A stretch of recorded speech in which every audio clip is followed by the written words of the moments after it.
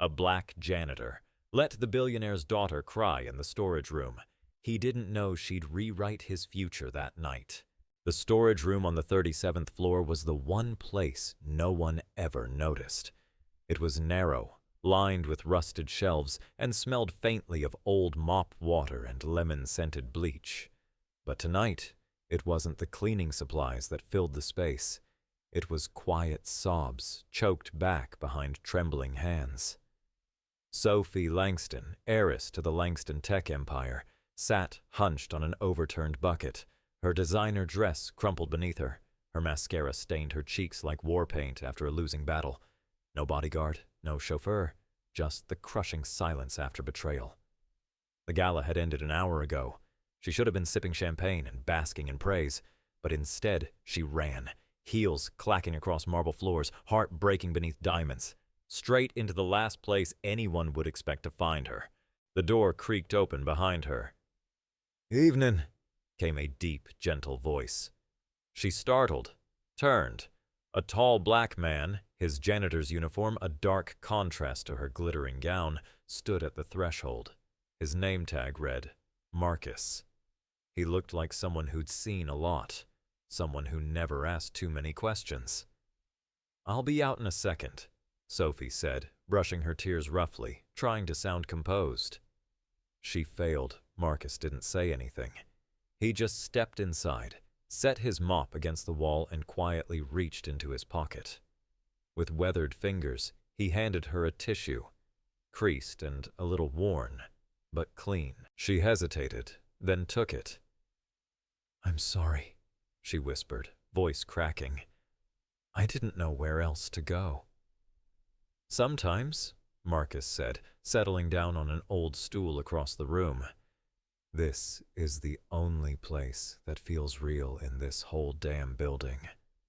The silence between them was heavy, but not uncomfortable. She didn't explain. He didn't ask. And in that fragile pause, something shifted.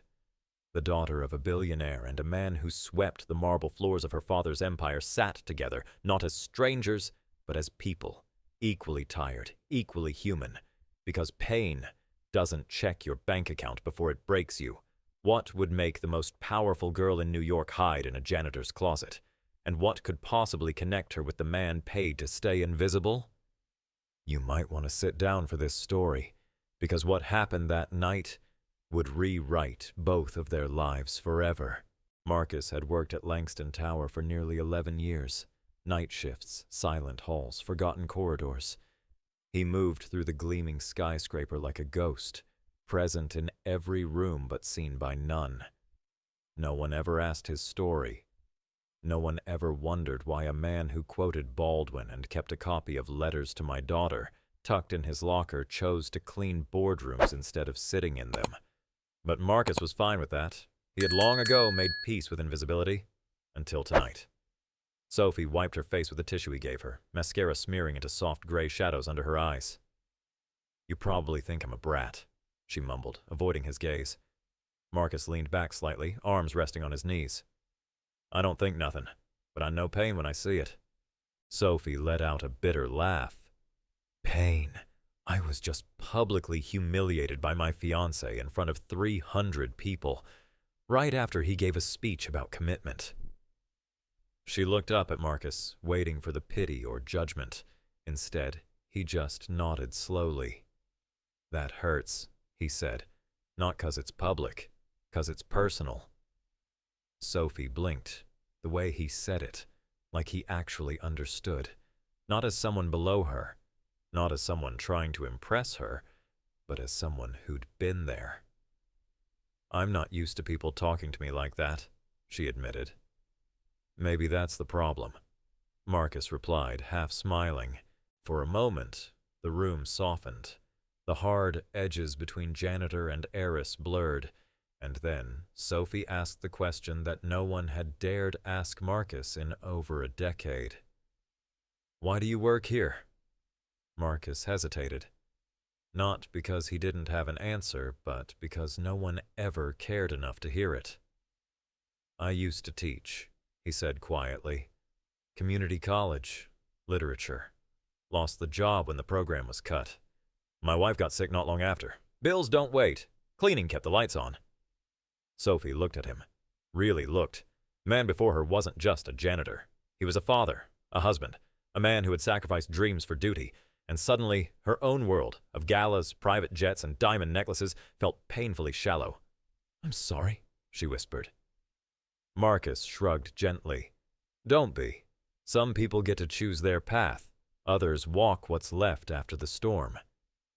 As the fluorescent lights buzzed faintly above them, neither noticed how late it was. How, in the quiet hum of the janitor's closet, something entirely unexpected was unfolding. Because sometimes, the most honest conversations happen in the places built to be unseen. The next morning, the marble lobby of Langston Tower gleamed beneath the rising sun. Sophie stepped out of the executive elevator with her sunglasses on, head high, heels sharp. To anyone watching, she was back in control. Perfect, composed, untouchable. But inside, she wasn't the same woman who had walked into that party the night before. She had spent the whole night thinking about Marcus. About how a man so rich in wisdom and grace could be sweeping floors while boardroom chairs sat filled with fools. About how her world, built on appearances, had missed something profoundly real. In the break room, Marcus poured coffee into a paper cup, same as always. He didn't expect to see her again. But then the door opened, and she walked in. Heads turned. Janitors froze mid-conversation. Sophie Langston, daughter of billionaire Franklin Langston, standing in a fluorescent-lit break room among mops and vending machines? "Morning, Marcus," she said, smiling. He blinked. "Miss Langston?" "Sophie," she corrected. "And I figured you might want breakfast with someone who knows how to listen." The other staff whispered in stunned silence as Marcus followed her out into the crisp morning air. They walked down to a small cafe, her choice, not the five-star one around the corner. Over eggs and black coffee, she asked about his life, his teaching, his favorite authors, the students he missed. "Langston Tower has 47 floors," he said at one point, "and until last night, no one on any of them ever asked me my name." Sophie's eyes shimmered. "Well, now someone knows, and someone's not going to forget."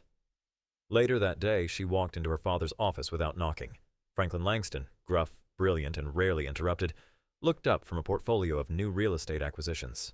"Sophie," he frowned, "you look like you didn't sleep." "I didn't," she replied, dropping a folder onto his desk. Inside were printed resumes, notes, a letter, a plan. Franklin picked it up, confused. "What's this?" "An application," she said. "Not for me. For him." Franklin looked at her like she'd lost her mind. "You're recommending a janitor?" "I'm not recommending a janitor," Sophie replied. "I'm recommending a man with more integrity and insight than half your board." Franklin scoffed, but slowly curiosity won out. He read the papers. Then again, and then he paused. Because what he didn't know was that Marcus had once written an op-ed that had circulated quietly through academic circles, an essay on leadership, resilience, and rebuilding trust in broken institutions. An essay Franklin had clipped and saved, never knowing the name behind it, until now. Something had just shifted in the penthouse office of Langston Tower, and Marcus, the janitor who once cleaned that floor, was about to be called back, not with a mop, but with an invitation. 2 days later, Marcus was sweeping the mezzanine corridor just before closing when he received a call from Human Resources, something that had never happened in his years at Langston Tower. "Mr. Bryant, please report to the executive boardroom and on the 44th floor. Now." He hesitated. The only time janitorial staff saw the boardroom was through smudged glass doors, never from the inside. But the voice wasn't asking. It was commanding. He pressed the elevator button with trembling hands. Meanwhile, in the boardroom, the atmosphere was tense. Franklin Langston sat at the head of the polished mahogany table, flanked by senior executives.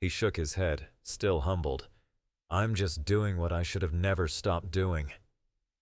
She leaned on his desk, suddenly serious. You changed something for me that night in the storage room. I want you to know that. Marcus softened.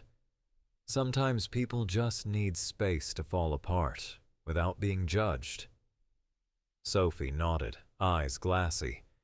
And sometimes people need someone to remind them they still matter. Their paths had crossed in pain, but they walked forward in purpose, in a world where wealth often hides behind glass walls and titles obscure humanity. A janitor and a billionaire's daughter found something rare, truth, and that truth didn't just change a life, it changed the course of an entire legacy. 6 months later, the Langston Foundation held its first Rise from Within Gala, an event not for billionaires, but for the everyday heroes who had risen from humble beginnings and gone on to uplift others. Marcus stood backstage, dressed in a tailored navy suit, one that fit not just his body, but the man he'd become. Outside the curtain, rows of youth workers, public school teachers, janitors, social workers, and formerly incarcerated men and women waited to hear from someone who had once scrubbed floors of their children's schools. Sophie introduced him, not as a janitor, not as a symbol of a redemption arc, but as Marcus Hale, director, mentor, visionary. He walked onto the stage to a standing ovation, not because he had become wealthy, but because he had become seen. That night, Marcus didn't talk about success. He talked about second chances. He talked about how true worth isn't tied to what you wear or who you know, but how you treat people when the world isn't watching. And when he told the story of the night a billionaire's daughter cried in a supply closet, the audience fell silent. Because in that raw moment, they all saw pieces of themselves. Broken, lost, overlooked, but still capable of becoming something more. Sophie watched from the front row, tears in her eyes, not of grief this time, but of pride, because she knew she hadn't saved Marcus. She'd simply opened a door, and he had walked through it with the strength he already carried. Have you ever felt like your worth was invisible until someone truly saw you? If this story moved you, if you believe in the power of listening, of lifting others up, and the quiet revolutions that happen behind closed doors, subscribe, comment, and share this story.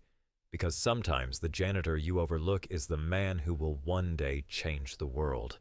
And all it takes is one moment of grace,